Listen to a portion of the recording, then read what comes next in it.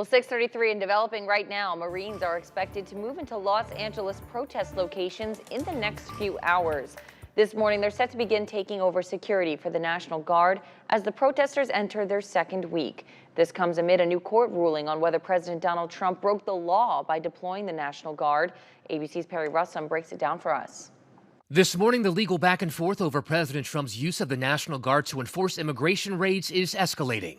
A federal judge last night ordering Trump to return control of the National Guard to California's governor, ruling the deployment to Los Angeles was illegal and violated the 10th Amendment. We both push back against these authoritarian tendencies of a president that has pushed the boundaries, pushed the limit, but no longer can push this state around.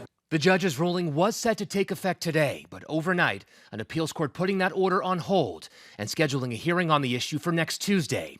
2 of the 3 judges on the appellate court were nominated by Trump.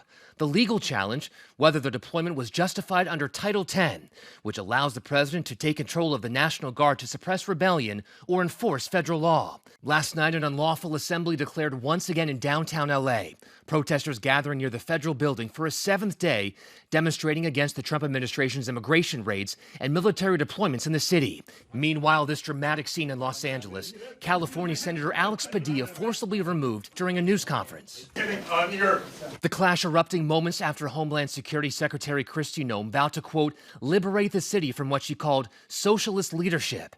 As Padilla tried to question Noem, a Secret Service agent grabbed him by the jacket and dragged him out. A scuffle with officers ending with the senator on his knees, surrounded and briefly in handcuffs. If this is how this administration responds to a senator with a question, if this is how the Department of Homeland Security responds to a senator with a question, you can only imagine what they're doing to farm workers, to cooks, to day laborers. The Department of Homeland Security defending the agents, saying they believed Padilla, who did not immediately identify himself, posed a threat. He did identify himself seconds later. I'm Senator Alex Padilla. I have questions for the Secretary. Perry Russum, ABC News, Washington. This all comes just one day out from the Army's 250th anniversary celebration, and we're taking a live look out of Washington, D.C., where right now final preparations are underway ahead of tomorrow's massive parade.